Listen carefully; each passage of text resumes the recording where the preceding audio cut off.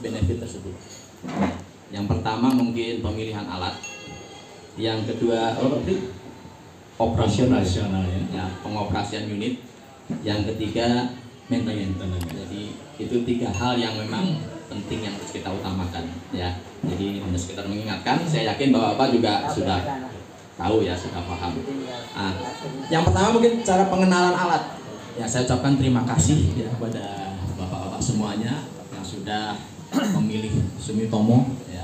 Insya Allah mungkin kita juga mencoba menjaga supaya memang alat kita ini selalu baik ya, selalu mungkin.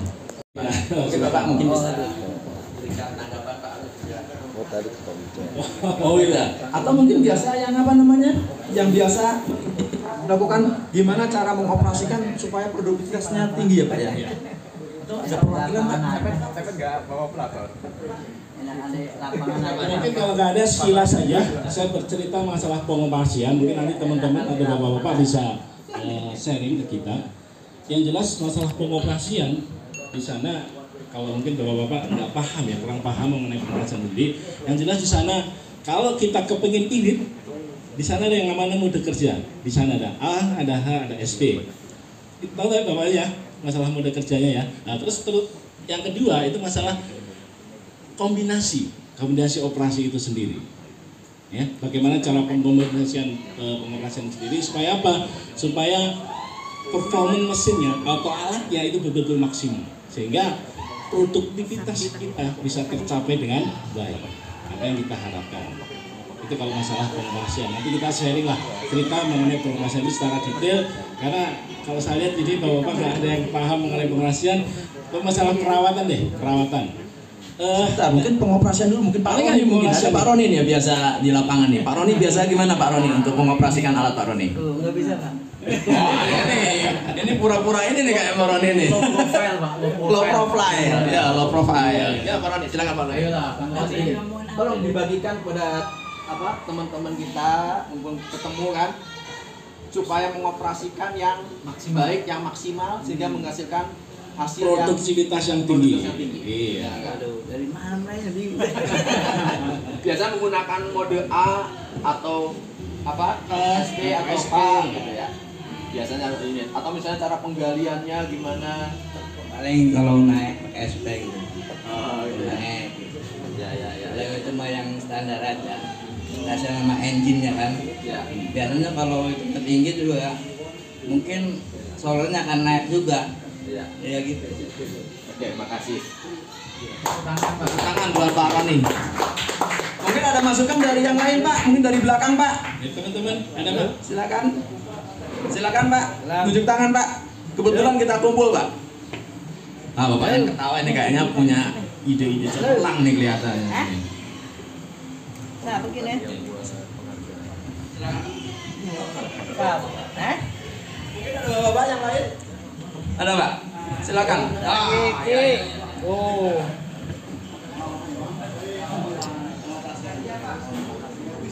Silakan Pak, nggak apa-apa. Sharing aja. Kita discuss dulu mengenai pengoperasian itu sendiri. Karena nanti biar kita bisa ngambil kesimpulan supaya apa? Supaya nanti kita satu bahasa mengenai pengoperasian itu sendiri. Oke Pak, mungkin kita jelaskan sedikit kali ya Pak Pria. Jadi ada, kalau kita lihat dari mode operasi untuk Sumitomo ini ada A mode, ada P mode, ada H mode ya, ada A, ada H, ada SP mode. Jadi kalau A mode ini adalah untuk presisi Pak, untuk presisi. Biasanya dia RPM-nya mungkin di sekitar 1600. Tapi untuk hidroliknya dia pressure-nya tinggi ya Pak Bri ya? Ya, betul. Sekitar 36 MPa ke atas. 36 MPa.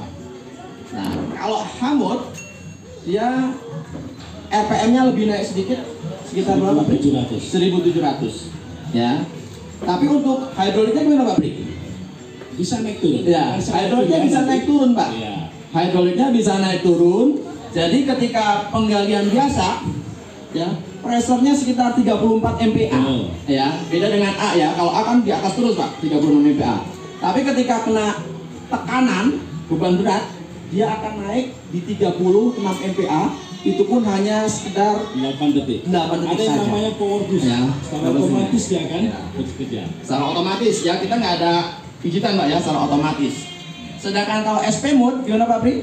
RPM-nya di 1800. RPM-nya maksimum ya 1800. Tapi untuk hidroliknya dia Naik di turun. 34 MPa naik turun juga sama seperti H mode. Ya. Jadi jangan salah Pak. Jadi kalau Bapak pakai SP itu adalah mode untuk cepat. Ya, mode untuk cepat.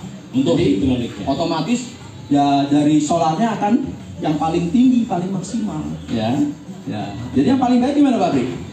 Ya, kita pilih sesuai pilih. dengan kondisi pekerjaan yang ada. Gitu. Jadi kita jangan pakai selalu SP terus ya, karena di sana ada beberapa pilihan. Yang itu yang teman-teman atau bapak-bapak pahami tentang work mode itu sendiri. Ada A, ada H, ada SP. Nah itu yang harus bapak pahami. Kalau memungkinkan lebih baik pakai amut Pak ya. Karena amut sebetulnya sudah dari tenaga hidrolik paling kuat Pak. Paling kuat. Nggak akan naik turun, dia di 36 terus. Nah, dia paling irit ya, paling irit. Cuman memang dari Gerakannya RPM-nya memang agak lambat. lambat kalau pas angkatan. Tapi kalau pas penggalian karena pressure-nya tinggi, dia cepet pas penggaliannya, gitu ya. Gitu. Nah, jadi sebaiknya kalau memungkinkan pakai amut. Tapi kalau memang pressure-nya bebannya agak lebih tinggi, Nah, ya, pakai H, atau kita harus SP. pakai di H. Kita sesuaikan dengan kondisi lah ya. Pada saat kita mungkin memerlukan kecepatan, bisa saja kita pakai yang namanya SP.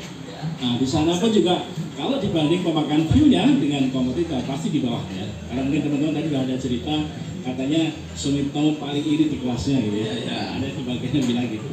Begitu nggak Pak? Pak Ibrahim? Memang sudah patut dipakai.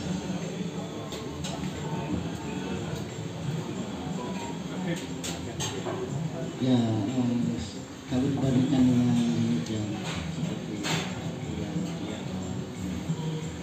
bukan kan 4 silinder ya.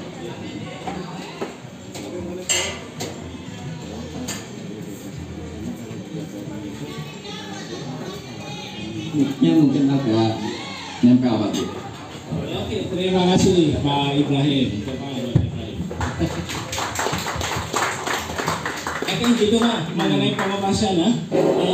Mungkin ada masukan lagi untuk teman-teman mengenai pengoperasian itu sendiri. Karena kalau kita cerita masalah pengoperasian, memang untuk penambangan khususnya untuk di mining ya, memang kalau teman-teman di lapangan nanti sebagai pengawas, ini sekilas saya kasih pemahaman tentang pengoperasian. Ada 3 tipe loading, ada yang namanya single band, double band, ada top loading. Nah, tiga tipe loading ini yang harus kita pahami. Single band itu kayak apa, double band kayak apa, top loading itu kayak apa. Nah, di sini yang paling efektif dan paling efisien ada yang namanya single band. Kenapa? Karena posisi alatnya itu di posisi di atas. Unit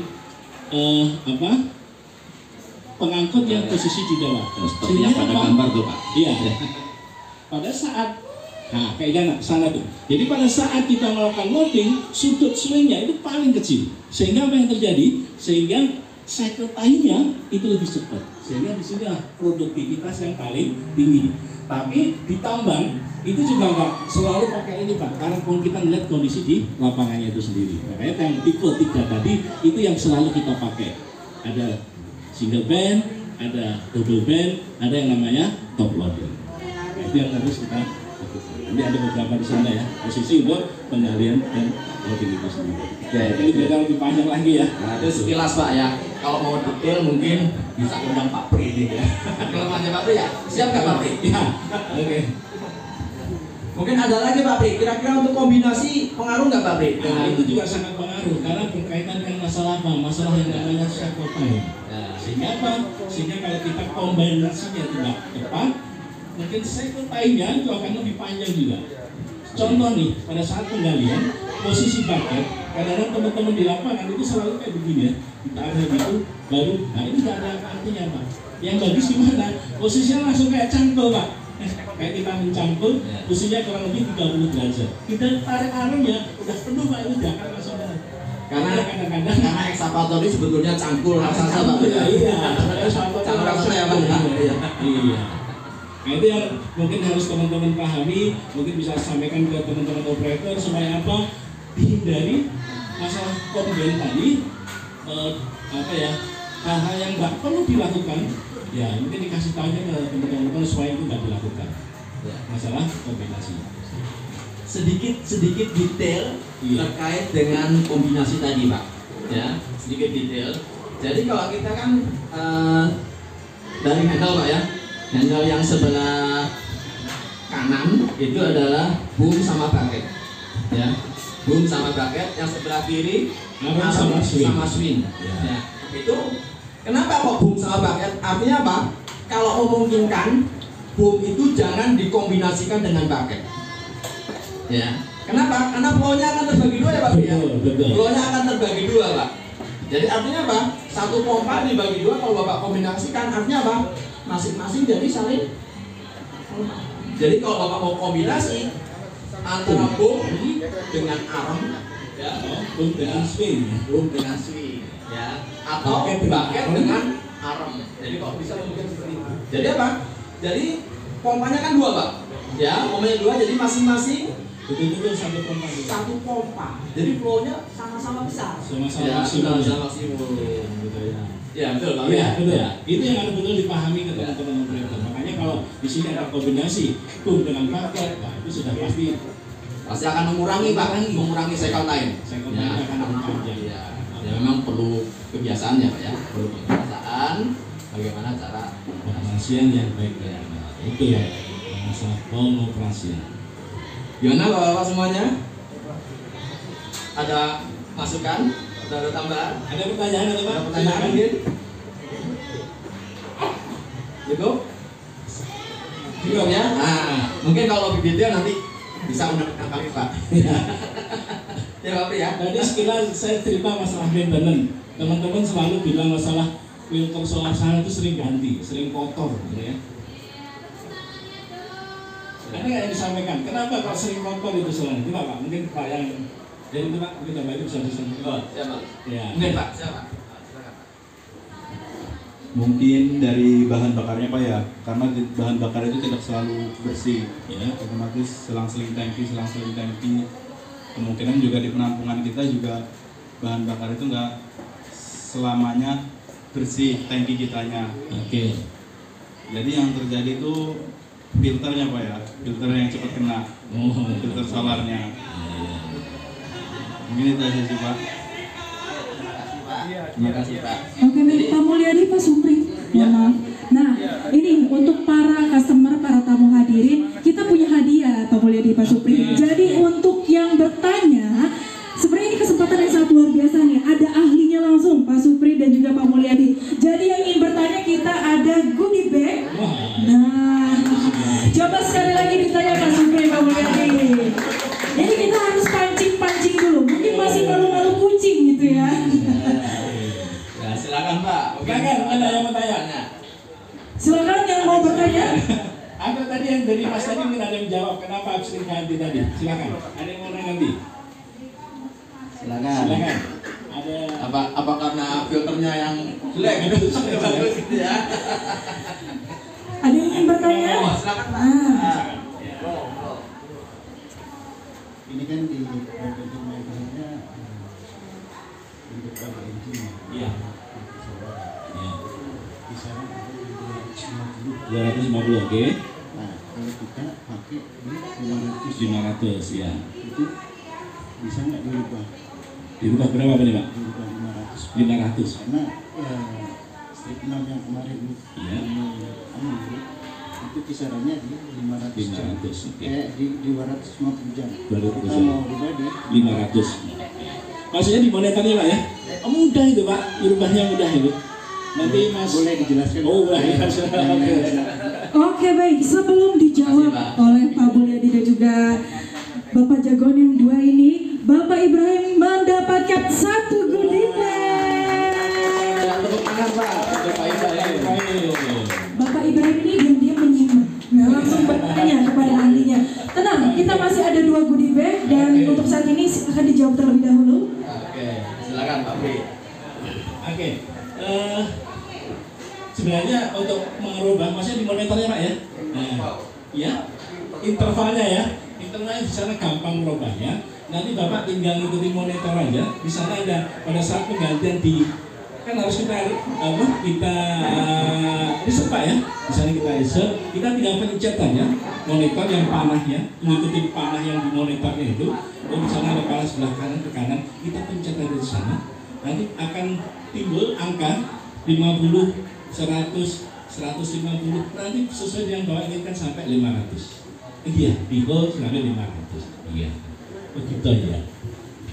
Gampang ya Pak ya? Mudah itu mudah. Nanti kalau memang masih belum bisa, nanti kita datang ke tempat Bapak atau nanti dari teman-teman kita yang dari servis juga ada, nanti bisa guidance itu. Mudah itu Pak, mudah sekali. Oke itu. Ada lagi yang mau ditanyakan mengenai Ayo. lain? Silakan ya Pak. Ini kita ngobrol-ngobrol santai ya Pak ya. Jadi mau nanya apapun mumpung ada ahlinya, ada Bapak Mulya dan juga Pak Supri, silakan yang ingin bertanya. Kita masih ada 2 goodie bag nih untuk 2 penanya. Ayo. Oke, Oke, Bapak Ibu silakan. Yang di belakang, silakan yang ingin bertanya. Ini masih pada malu-malu ya Pak. Mungkin nambahin dikit Mbak MC. Oke, silakan. Nambahin dikit terkait dengan solar, ya kan, solar. Jadi sebetulnya itu kan di display bisa dirubah ya Pak ya, dirubah bisa, kalau ini motornya dipindahkan ke 500 jam juga bisa ya. Tapi jadi sebetulnya solar ini nggak hanya sekedar untuk pemindahan ya Pak ya, nggak sekedar ada pemindahan. Nah kemarin memang awalnya di 250 jam itu dan distandarkan, kenapa? Karena kita khawatir dengan biosolar. Nah, biosolar itu kan mengandung asam, Pak. Takutnya dengan asamnya itu masuk ke dalam sistem, ya, masuk ke dalam sistem, takutnya jadi memporosi. Ya. Nah, ternyata dari Famil sendiri setelah kita tes, kita cek, ternyata masih bisa, masih oke di 500 jam. Ya, dengan filter kita, beberapa filter Pak, beberapa filter ini, jadi dia kesaring Pak, ya, tersaring, terutama dari penggumpalan solarnya, kalau mungkin penggumpalan itu tersaring, ya, jadi sehingga dia nggak sampai masuk ke dalam, makanya kita kembalikan lagi ke 500, jadi sebetulnya masih kurang, masih oke Pak. Ya. Kalau di monitor sih gampang aja ya, tinggal dirubah. Ya. Hanya itu kita kembali lagi jadi ke filter ya Pak ya. Nah, tapi dengan catatan filternya itu ya. Kenapa kita harus filter? Gitu ya. Mungkin ada pertanyaan dulu. Silakan. Oke, silakan sebutkan nama untuk pertanyaan. Nama Muhammad Buang dari LCS. Saya pengen menanyakan dulu Pak, untuk Sumitomo, untuk gas itu bisa nambah lagi nggak Pak? Untuk gasnya? Ya. RM-nya, ya. Hanya itu aja. Sama ini Pak, fungsi filter yang kecil. Ya, yang tangan. Ya, ya. Makasih Pak. Oke, baik. Beri tepuk tangan yang meriah. Luar biasa mendapatkan 1 goodie bag. Satu goodie bag lagi. Iya. Alhamdulillah. Gimana Pak Pri? Mungkin kalau untuk apa yang pertama ya, tadi apa Pak? Masalah RPM. Masalah RPM. Ya. Mungkin kita harus tanyakan dulu ya. Kita harus tanyakan dulu. Mungkin nanti menyusul kali Pak ya untuk RPM ya. Menyusul, kita tanyakan dulu bagaimana, apakah bisa dinaikkan. Karena kan itu kan sebetulnya sudah distandarisasi ya dari pabrik. Kalau memang masih memungkinkan ya, nanti kita coba ya. Nah sekarang yang terkait filter. Oke. Iya, oke. Mungkin teman-teman untuk yang filter kecil, ada yang gambar tangan itu ya. Nah, itu namanya filter donut open di sana. Memang dari sononya, dari Sumitomo-nya itu memang seolah-olah filter itu nggak bakal rusak, makanya nggak bakal dipakai. Tapi ternyata berkaitan masalah bahan bakar yang tadi itu, ya, bahan bakar yang kondisinya cukup memprihatinkan. Sebenarnya sebelum saya ke sana, saya akan cerita mengenai penanganan dan penyimpanan yang namanya bahan bakar. Yang namanya B30, teman-teman paham nggak B30 itu sendiri apa? Ada yang tahu? B30? B30 itu artinya 30%-nya itu dari biodiesel. Jadi yang 70%-nya dari solar biasa. Jadi di-grading Pak, itu campur ya. Yang satunya dari yang 30 itu bisa saja dari minyak sawit, ya kan? Jadi olah sehingga jadi yang namanya biodiesel. Melalui proses lah ya, melalui proses. Ini kalau ada ini saya ceritain ada sedikit, tapi yang jelas kondisinya kayak begitu. Nah, dengan kondisinya yang tadi itu, ternyata yang namanya biodiesel itu dipakai cuma dalam jangka waktu cuma 90 hari dari awal kita mulai blending. Hari ini blending, 90 hari kemudian dia sudah expire, sudah nggak bisa digunakan lagi. Kenapa? Karena di sana sudah mulai timbul yang namanya jamur ya, jamur atau apa ya juga, bakteri, sehingga solar itu menjadi sangat kotor sekali. Pertama itu. Terus yang kedua, yang namanya biodiesel itu rentan terhadap air 20 kali lebih rentan terhadap air dibanding dengan yang namanya solar biasa. Jadi kalau Bapak bayangkan kalau 20 kali lebih rentan, artinya apa? Kalau terkontaminasi dengan air, yang namanya solar itu menjadi kayak gel itu Pak, kayak jelly, jadi gumpal. Jadi menggumpal, sehingga yang tadi itu yang seharusnya belum buntu, solar filter yang Bapak tanyakan tadi, yang namanya donut open itu sudah buntu. Sehingga kalau di sana buntu, tentunya yang pasti mempengaruhi yang namanya apa? Power daripada mesin itu sendiri. Kenapa? Solarnya nggak masuk ke yang namanya sapi pump, baru masuk ke kamera itu sendiri. Oke. Kalau tidak dipasang Pak? Wah. Jadi sebetulnya itu safety Pak.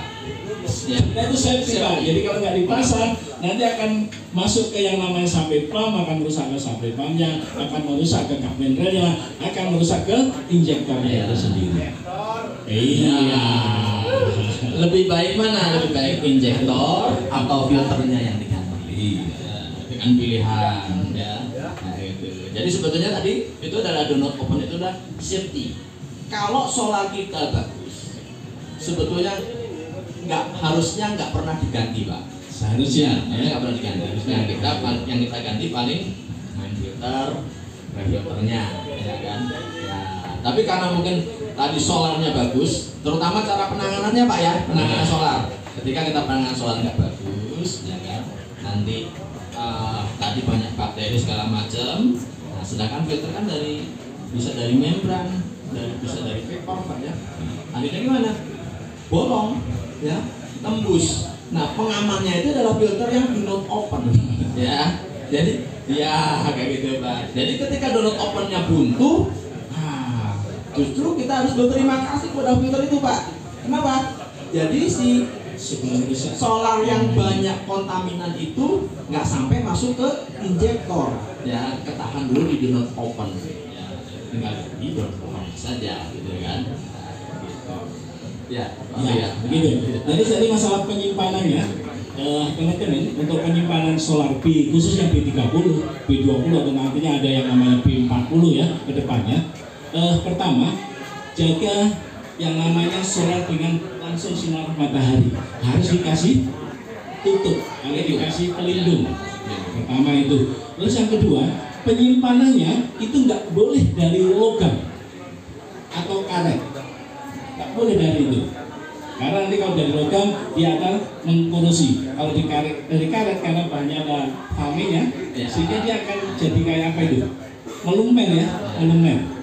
Jadi tempatnya dari mana? Yang baik itu adalah dari plastik. Ada solvent ya. Ya, ada dari plastik itu yang paling bagus. Kalau Bapak di lapangan saja pakai apa? Baby tank ya. Ada yang namanya baby tank yang warna putih itu. Apa itu namanya itu Pak? Oh, lampu. Tangki yang dari plastik Pak ya. Tangki dari plastik. Nah, itu yang paling bagus namanya untuk P30 itu di sini. Bahannya dari plastik. Itu yang harus betul-betul Bapak perhatikan masalah penyimpanan dan penanganannya. Itu masalah biodiesel atau B30. Oke Pak, oke. Ada yang disampaikan, ada ditanyakan lagi mengenai yang lain-lain nggak apa-apa. Nanti kita bisa berkembang untuk kemana arah teman-teman mengenai pertanyaan itu sendiri. Silakan kalau ada yang mau ditanyakan. Oke, masih ada yang ingin bertanya? Masih ada satu goodie bag lagi nih. Silakan, silakan. Nah, silakan. Dari belakang lagi. Dari belakang. Silakan. Waalaikumsalam. Ini saya akan tanyakan tentang pengoperasian ya. Untuk RPM, saya selalu menggunakan SP karena breaker, apa tidak ada masalah ke sistem lain itu aja dia. Kalau secara masalah atau enggak, karena memang sudah diuji ya. Jadi untuk SP ini ya sebetulnya bukan ada masalah Pak ya, Bapak pakai SP. Cuman yang menjadi masalah bukan di unitnya Pak, nanti di penggunaan breakernya bakarnya, dan breakernya sendiri. ya penggunaan bahan bakarnya. Jadi jelas kalau SP berarti kan itu kan kalau daya engine-nya di maksimum ya, jadi hanya untuk kecepatan. Jadi SP itu hanya untuk kecepatan Pak. Jadi akan jadi boros ya, akan jadi boros.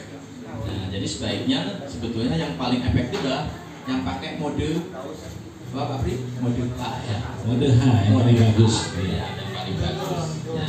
Jadi kalau Bapak pakai SP ya sebetulnya nggak masalah ya buat unitnya. Ya, nggak masalah karena memang ada hasil pengujian ya, ini masih bisa. Tapi ya tadi jatuhnya boros. Ya, boros. Ya, insya Allah seboros-borosnya Sumitomo ya Masih di bawah. lumayan lah, masih di bawah. Oke, pertanyaannya Pak dari saya. Breaker ban Pak pada saat dioperasikan dengan mode SP ada masalah nggak Pak? Ada masalah Pak? Nggak ada. Terus untuk penggantian olinya, Bapak perhatikan pada saat di HM berapa? Penggantian oli hidroliknya. Iya. Berapa? 2000 jam. Penggantian breaker 2000 jam. Nah, mungkin dari yang lain ada pendapat Pak, penggantian oli hidrolik ketika kita menggunakan breaker biasanya berapa jam? 500 750 ya. Jadi sebetulnya ketika kita menggunakan breaker ya, jadi penggantian olinya itu variatif tergantung berapa persen kita menggunakan breaker ya. Kalau 100% penggunaan breaker harusnya penggantiannya di 600 jam. Jadi di sini di grafik Pak, Bapak bisa set ya. Oh ini ada grafiknya Pak ya. Ada grafiknya. Nah, ini Pak, ini penggantian oli hidrolik. 100% menggunakan breaker Pak ya.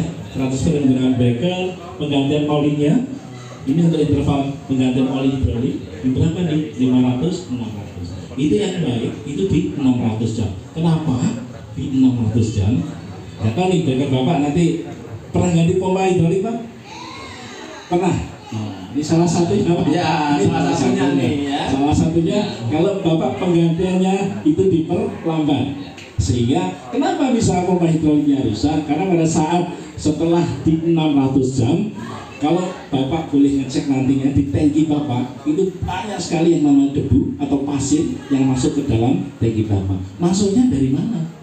Nah, ya dari breakernya Pak. Dari breakernya. Di sana breakernya kan ada pistonnya Pak ya. Di sana masuk ke selah-selah ada yang namanya das silnya ya. Ada sili dasnya di sana. Jadi debu itu masuk sana terbawa oleh yang namanya oli hidrolik. Sehingga debu tadi masuk ke dalam yang namanya tangki hidrolik. Sehingga pompa Bapak sebelum waktunya kadang-kadang sudah mengalami kerusakan. Itu yang terjadi. Belum lagi kalau breaker kan kerjanya berat Pak. Ya, maka hidroliknya bisa jadi mendekati overheat. Ya, efeknya gimana? Nanti bisa terjadi penggumpalan. Ya, penggumpalan jadi selap ya. Jadi selap atau mungkin jadi memungkinkan jadi asam ya. Korosif jatuhnya. Ya, korosif. Efeknya gimana nanti? Ya tadi kembali ke pompanya ya. Jadi kalau menggunakan breaker, penggantian hidroliknya gimana yang baik? Kalau Bapak menggunakan 100% breaker, harusnya penggantiannya di 600 jam. Tapi kalau Bapak misalnya selang-seling ya, kadang breaker, kadang bucket, ya kan? Nah, misalnya 50% breaker sama bucket. Nah, berarti penggantiannya di sekitar 1000 jam. 1300 ya, 1300 jam. Ya. Jadi kita harus lihat ya. Oke, 1.300-an jam. Ya. Nah itu Pak yang harus diperhatikan di sini. Padahal di sini kalau nanti Bapak melihat itu ya di operation manual, grafik ini ada Pak. Karena ini ada. Makanya kalau nanti sebelum waktunya, pompa saya kok rusak, ya itu pengaruh dari penggantian oli hidrolik itu sendiri. Gitu Pak. Oke. Terus terkait dengan hidrolik nih Pak, untuk pengisian. Iya. Pengisian. Ada pengecekannya. Pengecekan. Ya, silakan. Biasanya pengecekannya gimana kalau Pak untuk pengecekan oli hidrolik? Ya mungkin yang di depan Gimana nih? pendapat pengecekan oli hidrolik. Siapa? Kayak gini. Wah, ini salah satunya nggak bener ini. Ya. Ya. Gambarnya kayak gini. Nah, ini Pak ya. Jadi macam-macam Pak. Jadi setiap ekskavator ya beda merek, biasanya beda lagi cara pengecekannya. Nggak bisa disamakan. Ya. Kayak gini. Ya. Kayak gitu. Kalau ekskavator kita Sumitomo, jadi kalau Bapak lagi ngecek hidrolik, ya ini kayak gini Pak. Nah, ya ditekuk kayak gini. Ya. Kalau di depan ini ada nih ya, ditekuk seperti ini. Ya. Ya. Kenapa mesti ditekuk? Gimana Pak Pri? Kenapa mesti ditekuk nih Pak Pri? Kenapa Pak? Ya.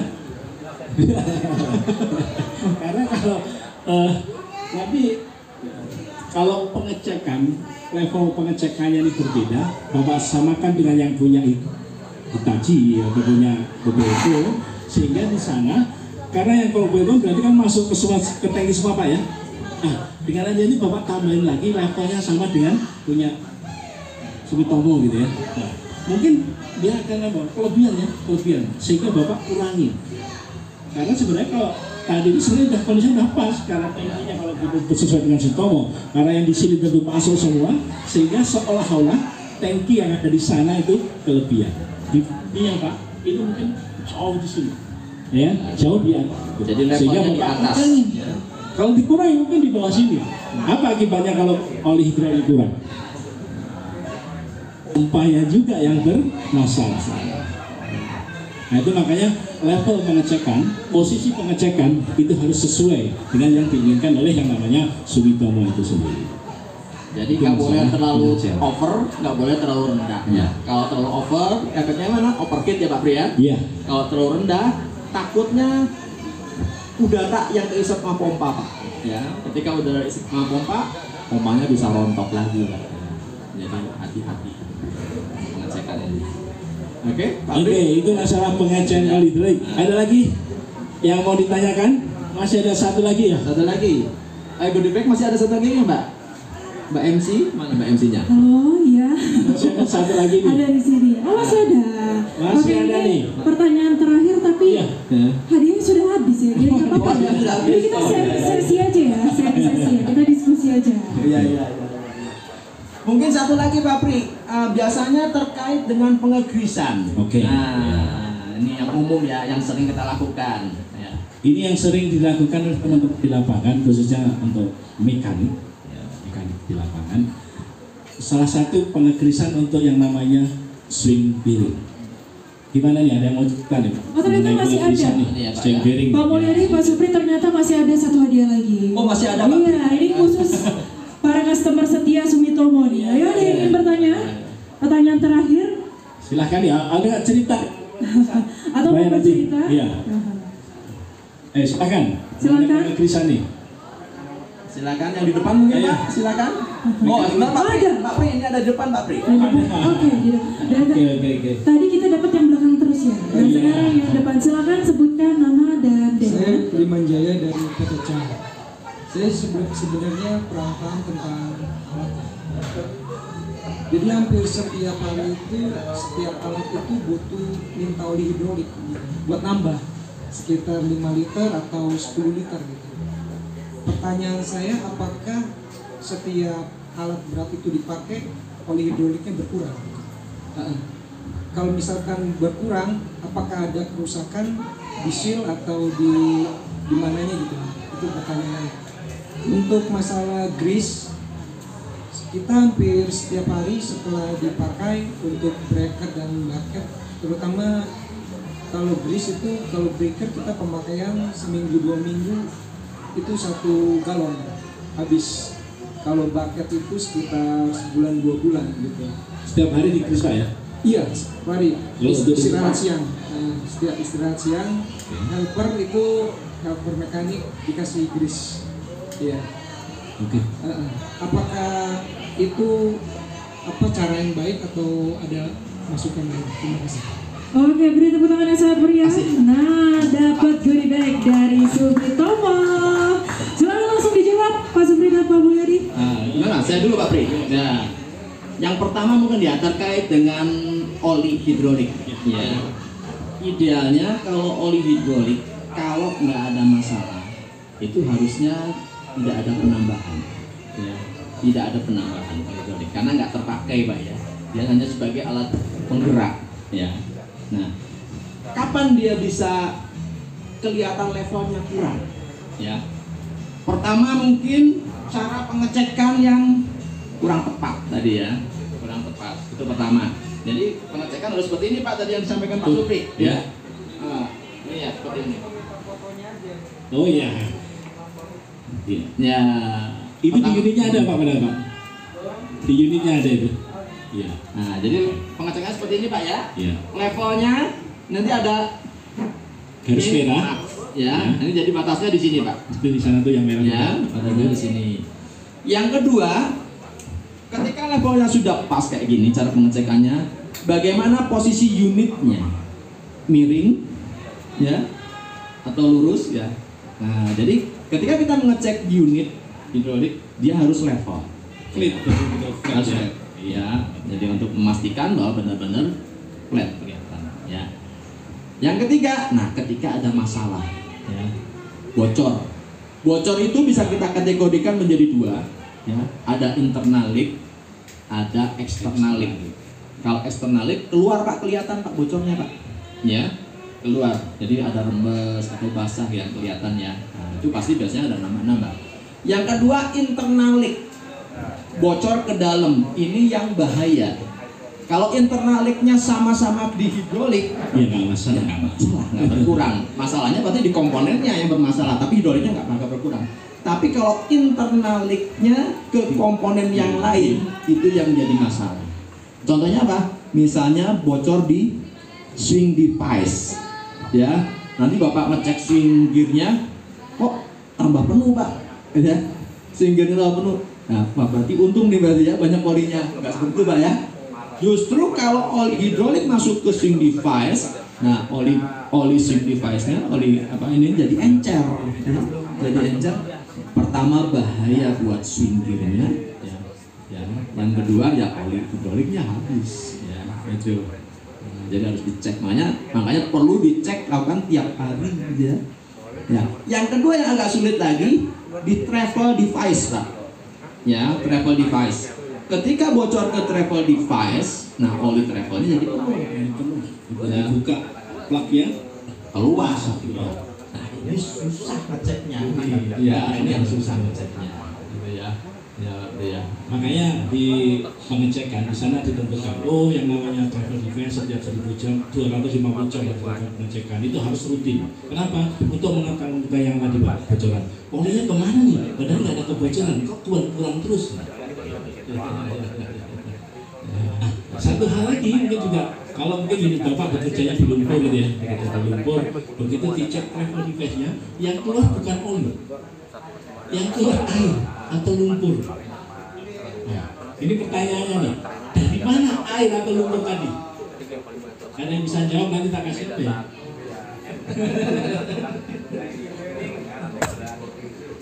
Oh, yang depan Pak ini. Pak Peri udah janji mau ngasih apa nih? Ngasihnya apa nih? Berapa nih?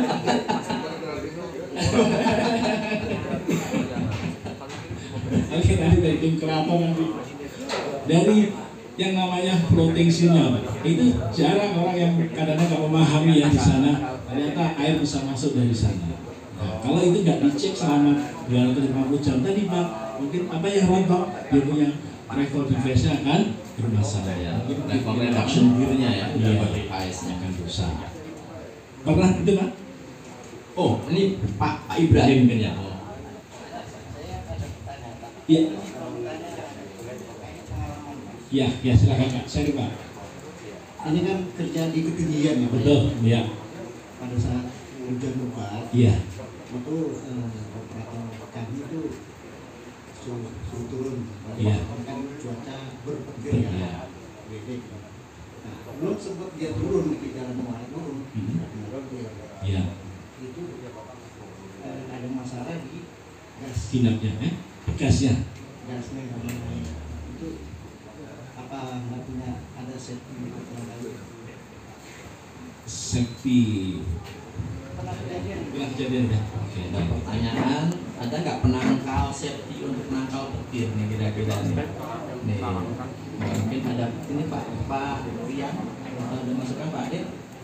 Ada nggak safety untuk menangkal petir?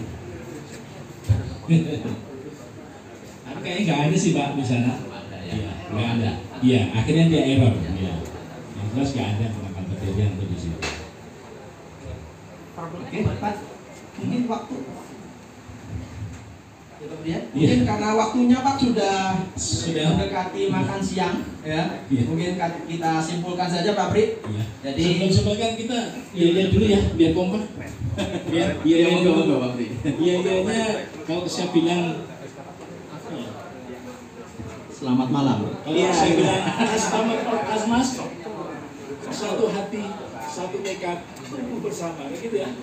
Ya, kita tes. Tes. Kalau saya bilang customer gathering luar biasa, gitu ya. Kita tes dulu. Customer Mas, satu hati, satu tekad, tumbuh bersama. Kayaknya belum kompak nih Pak Bri. Nah, kita ulangi Pak Bri. Oke, harus lebih kompak lagi ya. Satu hati, satu tekad, tumbuh bersama. Tumbuh bersama. Satu hati, satu tekad, tumbuh bersama. Oke, kita ulang lagi Pak Bri. Customer Mas, satu hati, satu tekad, tumbuh bersama. Customer gathering luar biasa.